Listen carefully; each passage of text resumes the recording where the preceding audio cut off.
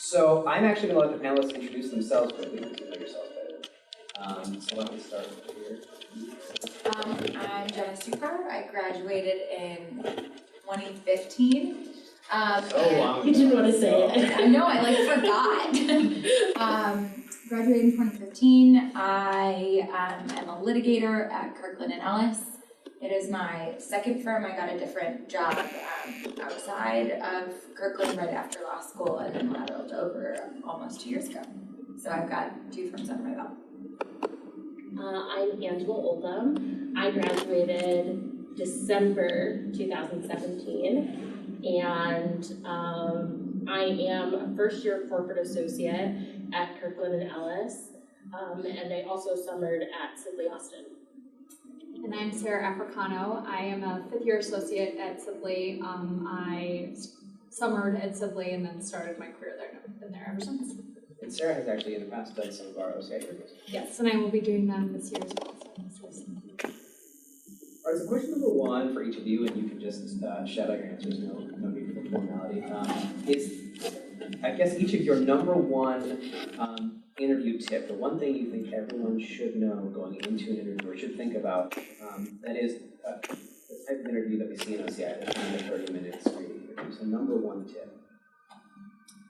I can jump in, and I think one thing that I just want to make sure everyone's at least prepared for is that we, just kind of the process of OCI, everyone at the firm, we're interviewing at multiple schools, for multiple positions for all of the groups that we have. And all of this is kind of part and parcel to find the person who's like the right fit at the firm. And some of that is trying to figure out, do we need more transactional associates? Do we need more litigation associates? And kind of it's an ongoing process where, our partners in the group are trying to decide how many people they expect that they're going to need, 2 years out and things like that. And so I would suggest that you take some time, learn about the firm and the different practice groups, and kind of get a sense of where you think you want to be. No one's expecting you to have an exact answer or to know 100% that you want to be like, insurance, but good to know if you kind of are thinking you want to be more of a transactional associate or a litigation associate, because kind of out of the gate when you come in to do your callback interview, we're going to kind of set you up with the right people to have those conversations. And that is a question that I will inevitably be asked a million times. Are they transactional? Are they litigation? What are you thinking? So it helps if you have some guidance in that sense as well. If you don't know, that's perfectly fine. But I would suggest if you can, take some time, look into it, and have some kind of a sense of where you want to be, or be prepared to ask questions so that you can kind of, see if you have a sense of one way or the other. My advice would be, well, unlike these two, I'm a first-year associate, so I haven't been on the other side of the table yet of that screening interview, but I had tons of OCI screening interviews that will say that they went well because I got the callback interview.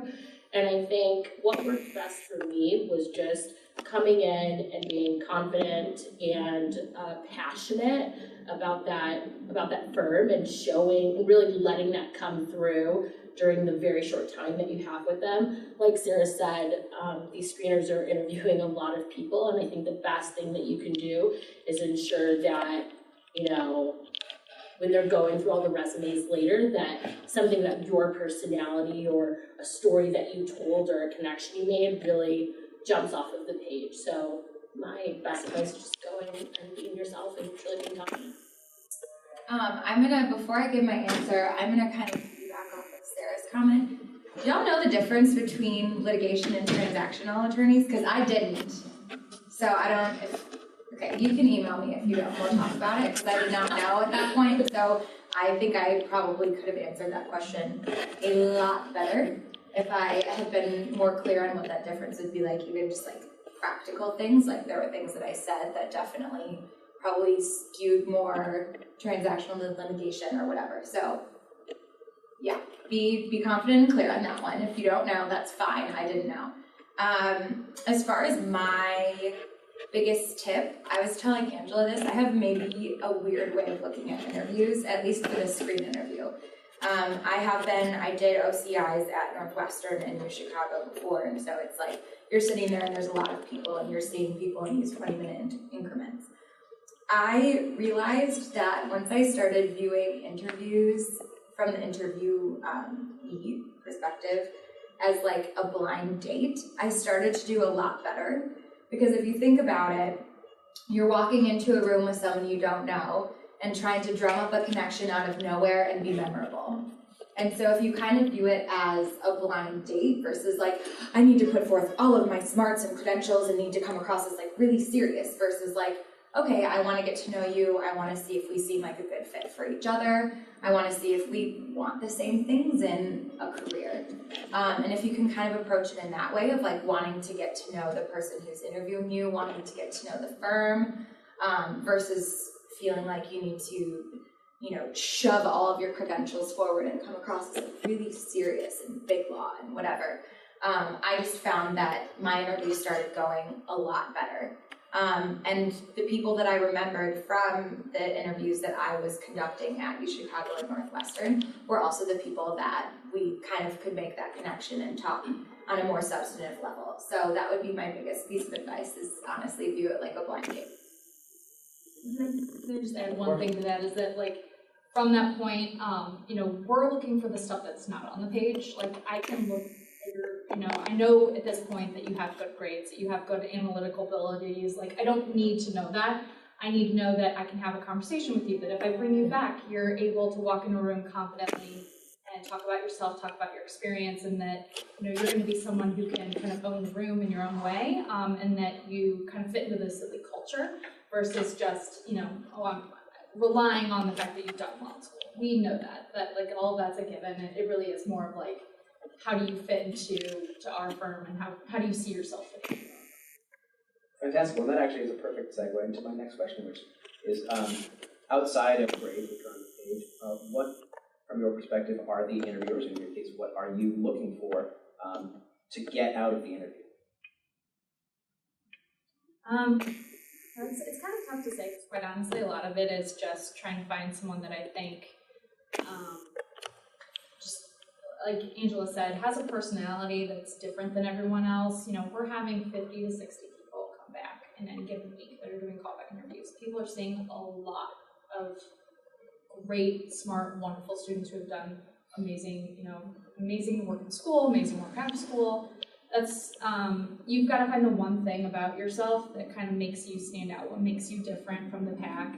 And maybe it's not even something that you think is all that interesting. Maybe it's your hobby. Maybe you haven't, done something specific to the law, but there's something else about you that's interesting. Highlight that, absolutely 100%. Oftentimes we found like some of the most successful summer associates are not people who have had experience in the legal field, but have done other things that translate really well. And so I would just suggest that, really find the one thing that you think makes you a unique candidate and try to highlight that and, sell us on your, just that you're a hard worker, that you're someone who's going to have a good personality, you're going to show up every day willing to learn.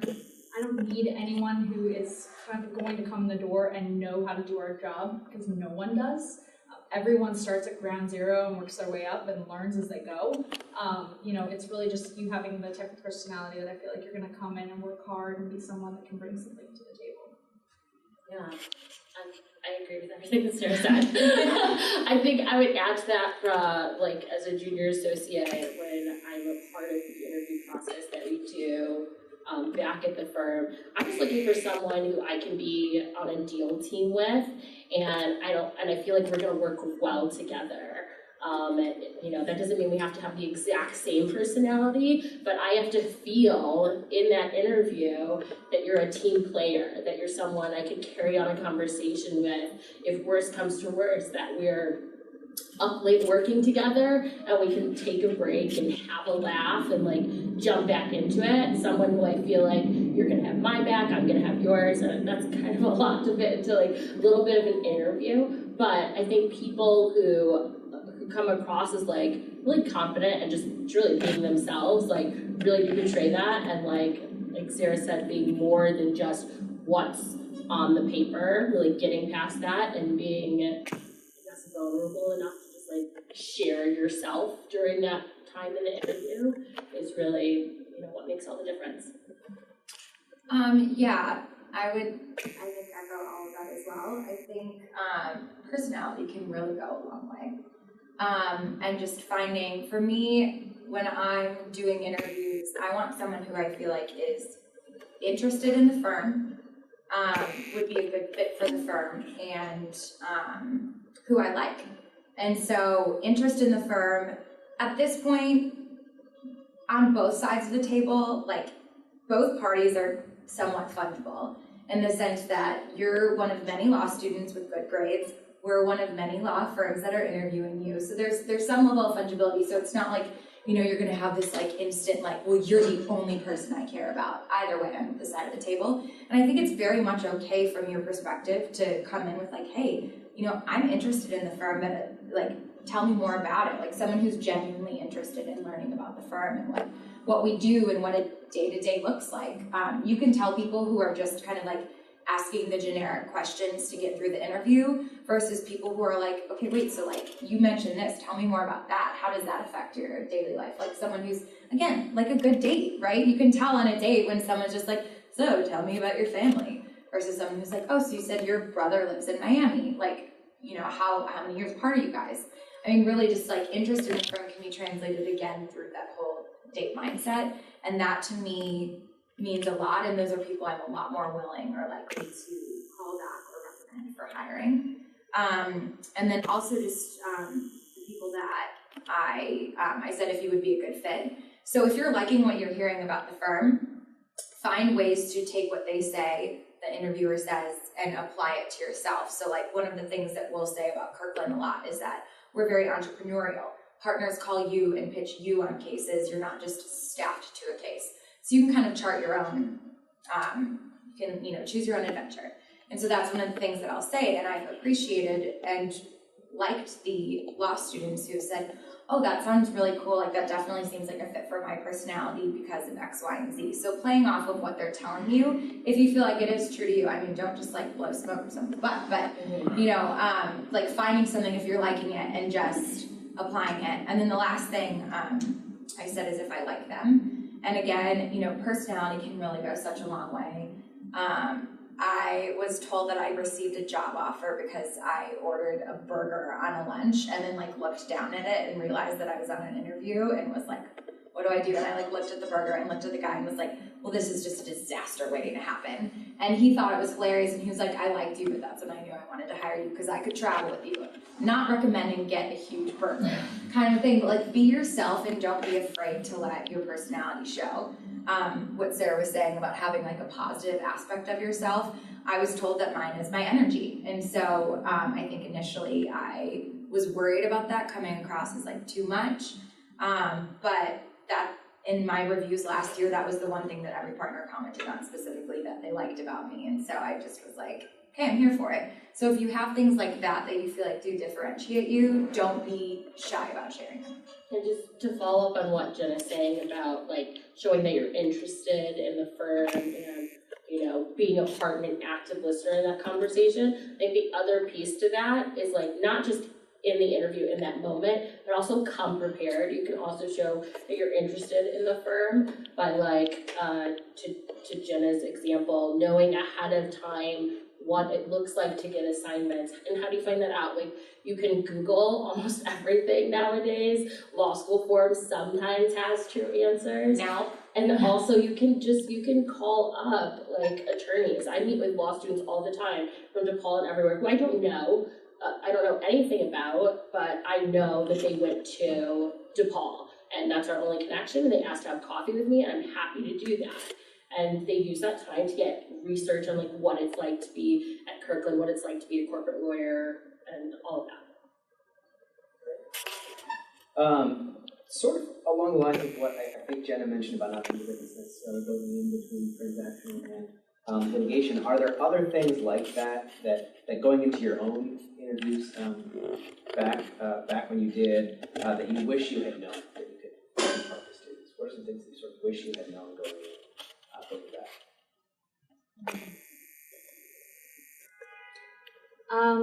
I think one thing I'll just say for me in my own experience is that,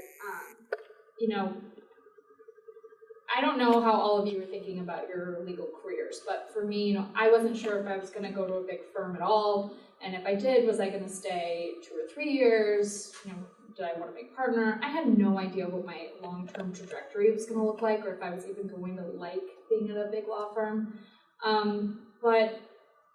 And because of that, I kind of didn't totally think through all the things that I wanted to have at the firm to set myself up if I did want to stay. And luckily, like for example, at our firm, I work reduced hours. I have 2 young kids, so I don't bill as much as everyone else in my group, but I've been able to work that out so that I could manage my time. And I think that, you know, if you do see yourself doing that, or even if you're not sure, I would think about the things that you kind of project for your life and think about, well, you know, do I want to start a family? You know, is that how would that work out into my long-term career, and how does the firm view that? And, you know, what do they have set up, or, you know, what's the culture there for that? Because, you know, I think a lot of that, I couldn't do it if I didn't have these resources available and the ways to make it work. So whatever it is in your life, if you have family abroad and every, year you take a month off and you want to go see them, does the firm, is that cool? Do people do that? You know, how does that work? You know, we have people with all sorts of different things about their life and their lifestyle that they want to manage. And working in a big firm is busy, and, you know, obviously you work a lot of hours, but, you want to make sure that you're finding a firm that genuinely does fit for you from a personality standpoint, as well as some of the other practical things. So I wouldn't be afraid to ask questions like that and find things that, if there's something that is out there for you like that, that you do find a place that you are genuinely not going to be afraid to live your life. And, it is a family, we want you to work and, do well, but to also not be, kind of feeling miserable. So you've got to be sure to get that stuff out on the table early if there's something like that that you want to know. I think one thing that I've adapted to in the midst of my OCI interviews, but that I think would have been helpful to know going into it, is just that you should just really be prepared for anything, and to be prepared for any question. Be prepared for no questions, and for you to be the one just like guiding the interview. Because from screener to screener, from firm to firm, both OCI and callback, like everybody just has a different style of approaching it and a different way of basically getting to the same things. So if you've taken some time to think about yourself, what you've experienced this summer, past work experience, and on your resume, and thought about like, the 3 to 5 gems about yourself that you really want to come out, you should really be able to like take those things and like form them into answers regardless of what comes at you, knowing that your goal is like, I want to make sure I share these things about myself regardless of, what's going on, and still be an active listener and engaged in the conversation. But yeah, I mean, and to Sarah and Jenna's point, you just cannot under-prepare with the questions. Like, do be prepared for the situation of having no questions asked at you at all, and you just being the one guiding the interview. I would say it's a hard question. I'm trying to remember like things that I knew and didn't know when I was at your spot.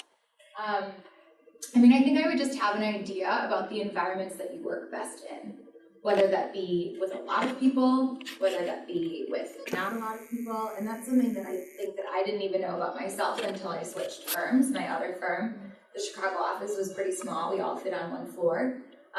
Initially, I thought that I would really like that because I'm sure, so shy. I'm very relational and stuff. And so I thought that would kind of be what I geared towards. But then I realized, I'm actually a very independent worker.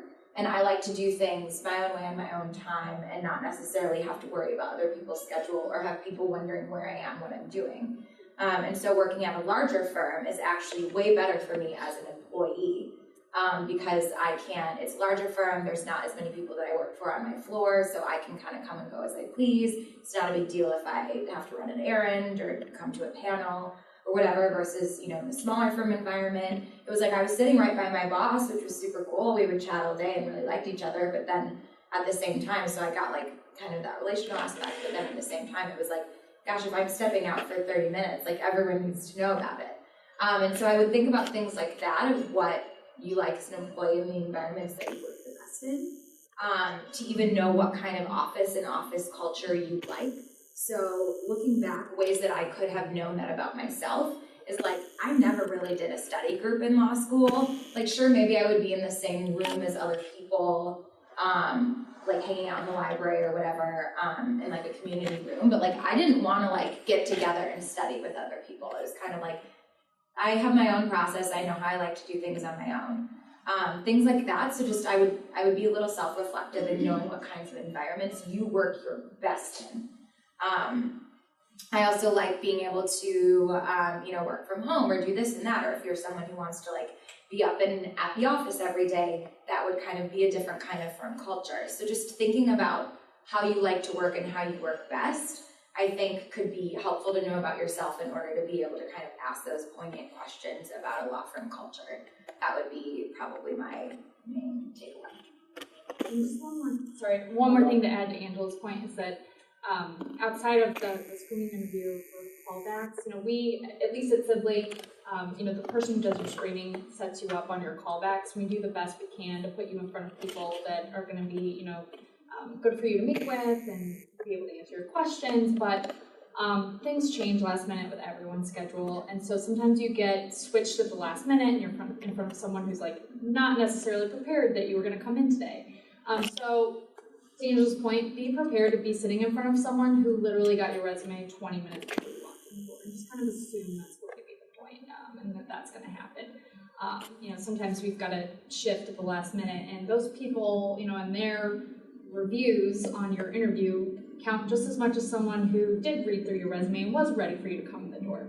So I would just be ready to kind of think on your feet and be able to maneuver the conversation as you want. Do you guys all know the difference between the screen and the callback too? You're good on that? Okay. I did not. I had to ask my law review editor like what that meant. So. Fantastic. All right, I guess I have one more question for the panel before we take a break to open it up to any questions. Are there specific things that you think law students in an OCI screening interview should avoid?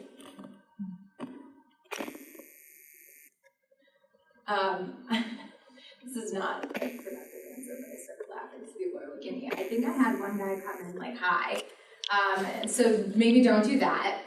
I think for me personally, and for me, yeah, a little too relaxed on that one. I think for me personally, being interviewed and interviewing people, don't miss, it's a stressful time, and just do your best to not let it get to you, and do your best to not feel like you need to be what this law firm is looking for. I think that's a huge mistake that I made.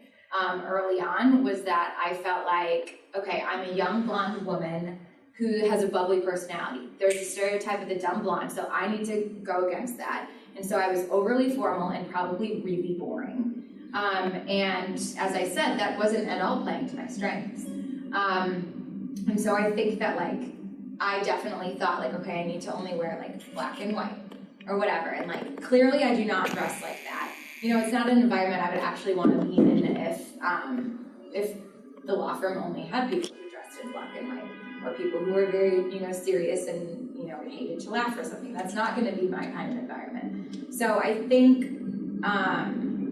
there are students who come in and you can tell that they're definitely, and it's okay to be nervous, and there's something from an interviewer standpoint, there's something endearing about that. Okay, cool, they care, I can appreciate that. So don't feel like you can't be nervous, but there's also a line of don't get too much in your head where you're being overly formal and holding yourself back, if that makes sense.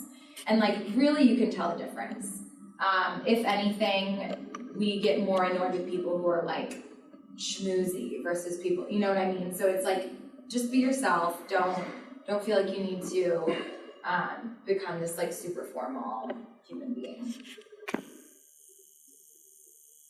I don't know if I have anything to add to that, or to what I've already said. I honestly think just the biggest mistake you can make is to go in and to have been nothing other than what someone could have read on that piece of paper. You miss a genuine opportunity outside of this being a whole interview process to just connect with another human being another human being who's working in the industry that you hope to work in, regardless of whether it is at that firm or not. And those connections and relationships are important and go forward, both in the interview process and where you work during the summer and all of the different law firms that you'll work at throughout your career. So just like, before you go in, I get really nervous before I have interviews. Just like before you go in, take a deep breath, try and like push all of those nerves out, and just go in with a smile and be yourself. Yeah, and I'll just kind of reiterate what Jenna says, that I think the worst thing you can do is to come in and try to say things that you think we want to hear, or try to be someone you're not. I think that's the worst thing you can do. It's a bad outcome for you, and it's, we can typically see right through it. The worst interviews I've had on both sides of the table were when I wasn't being genuine with myself about, do I actually want to work here? Do I actually like this? Does it seem like it's a good fit for me?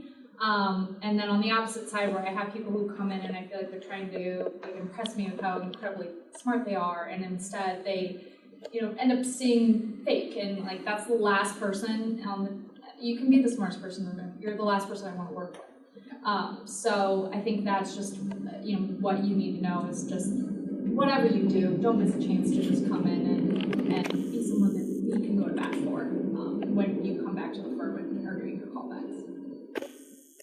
So just quick break. Does anyone have any questions for our panel? I certainly have more, but if you have any, take time to ask.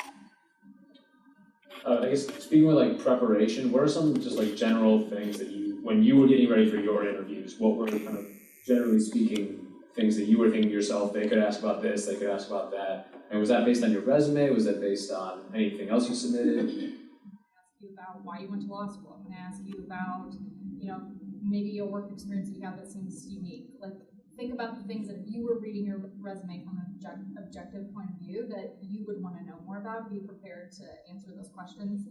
I think a lot of people kind of come in and they're expecting to talk about one thing or the other, and, don't waste the time talking about things you don't want to talk about. Maneuver the conversation to set yourself up so you're talking about your strengths, talking about the highlights that are on your resume. Don't be afraid to move the conversation the way you want to if there's something that you think is important. But I would be prepared to just speak, knowledgeably and confidently about what you've done in the past. I mean, we have very little to work from, and so we're going to be working off all we have, and all we should have looked at is your resume. So just kind of be prepared, and if there's something, like we've said before, not on there that you want to talk about, by all means. Know your resume really well. I know sometimes it becomes like a scale document, we've like traded with career services back and forth, but like just read over it, because someone can ask us any little thing on your resume. So just know that really well. And then again, to what I said earlier, I think some of the best prep you can do to make sure you get across and are able to maneuver the conversation is really think about like what are those things about you that you think like you cannot leave the room without having shared those things about yourself, and find a way to sort of talk through those so that you can get to those points in the conversation in a way that's not maybe awkward or doesn't come across as like overly forceful. I think we covered kind of the resume standpoint. I'll talk about other general preparation that I did. Always, look up who you're interviewing with. And I would try and find a way, and people have done this to me and I'm into it, I would try and find a way to let them know that I looked them up. And like at first when I was interviewing, it made me feel like really creepy, but then I was kind of like, okay, well obviously I looked you up. Like, so then I just owned it and was like, obviously I'm preparing for today, I looked at your profile and I noticed X about it and was interested about that. Now, if there's nothing interesting on their profile, don't ask a question that you don't care about the answer. Do it if there's something that actually interests you. But that was something else that I did, and that's happened to me a few times, and I'm like, okay, see you prepared. Like, and you're gonna let me know that you're prepared. So I would do that in preparation. I would also go to the law firm website and just kind of read their policy and how they present themselves to the world and to clients. That'll kind of give you an idea of what their values are. And I mean, if you have a question about that, cool, ask it. But otherwise, it'll kind of give you an idea of what they're into, what they're all about. If they stress tons of client service, like maybe that's something to pick up on and find a way to bring into your answer, ask a question. So how they present themselves, and then I love stalking law firms on Now Directory. That way you can find out all of the like actual practical demographics you would want, like pro bono hours, what their summer program is like, if they allow split summers, if they have a billable hour requirement. And at that point too, then you can also show preparation and say, hey, I saw that you allow split summers. I was looking on Now, researching the firm. I saw you guys have this feature. Like, what is that? Things like that are also like what I did. And if you haven't, if you're at this point and you haven't like spent time talking across the table from a lawyer, do that. What day is it? Okay. It's Wednesday and like interviews start on Monday, but it's not too late. Like I have someone that emailed me yesterday who I'm meeting with today. Like, and just say like, hey, you have time to have coffee? Like, lawyer schedules are tight, so it can't always work out, but like Worst case they say no, best case they say yes, and you get free but coffee. it's still worth it. Just like talk to someone and have coffee, and that's good preparation too.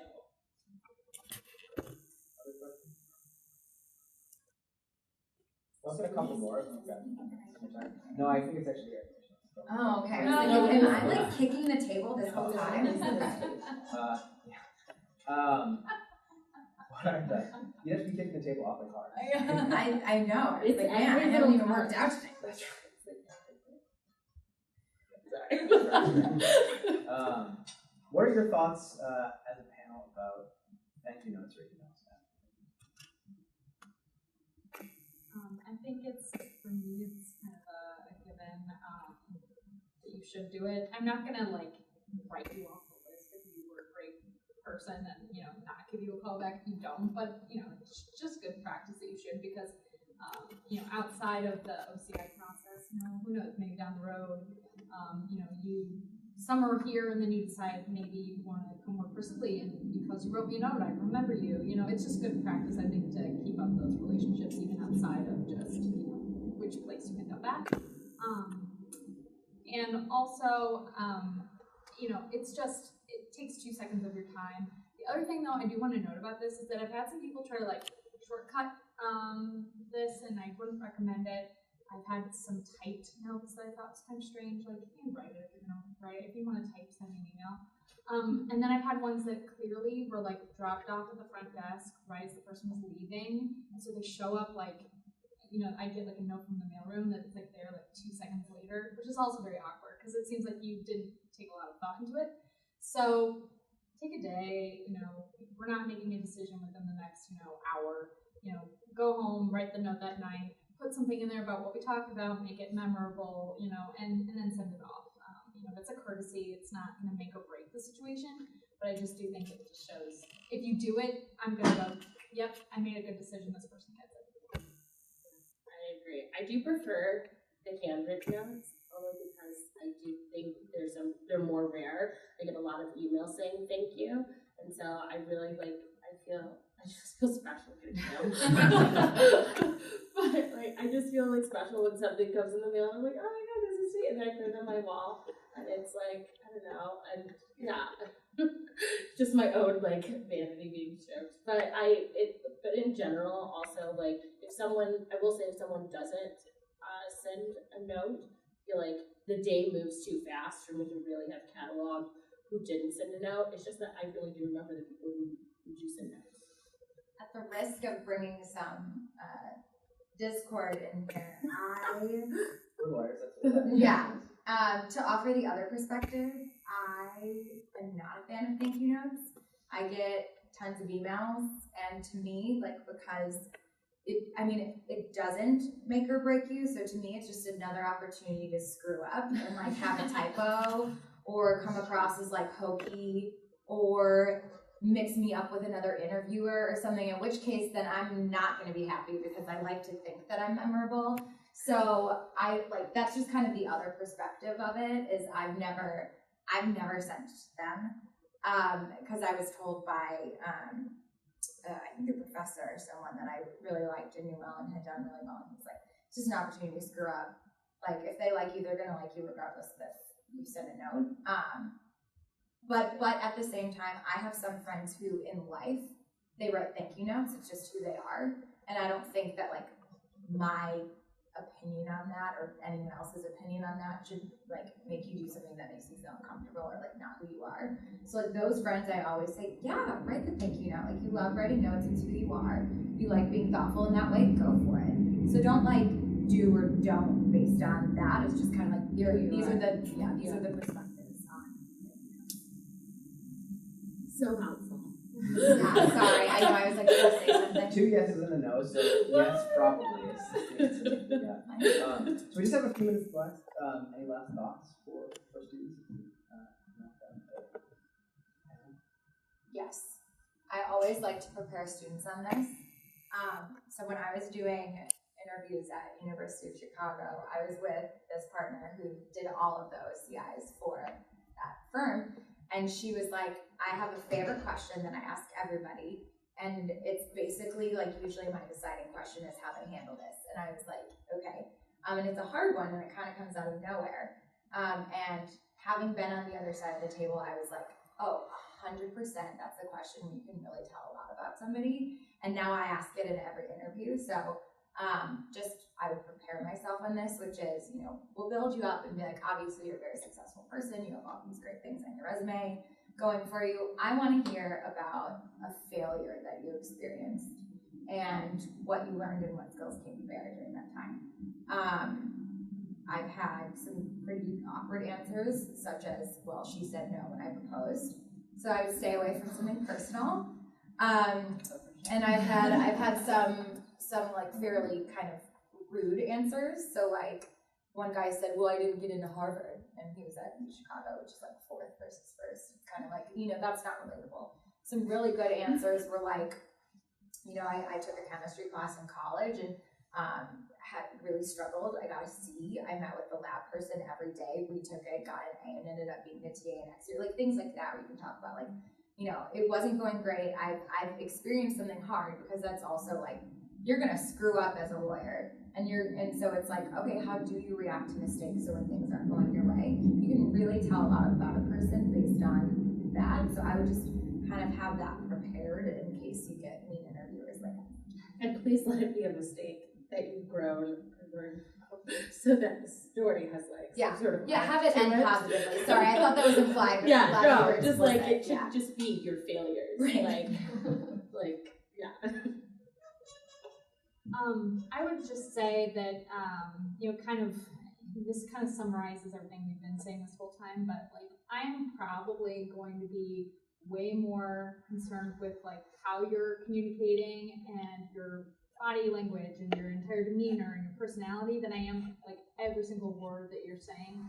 When I left my screening interview for Sibley, I was devastated. I thought it was terrible, and I was like, because I got asked about like a case that like where I was working at that summer. So this is the story. So I got asked specifically about a case that I was potentially going to write my law review article about. I worked for the company that summer, and like I knew it, but of course in the moment got all fumbled and I screwed up, and I like literally got screwed up because I like didn't give like the whole thing correctly or whatever it is.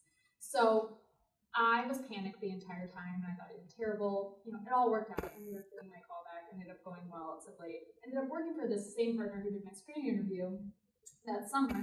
The project he asked me to do was to summarize and do a presentation on this case because he had not read it yet.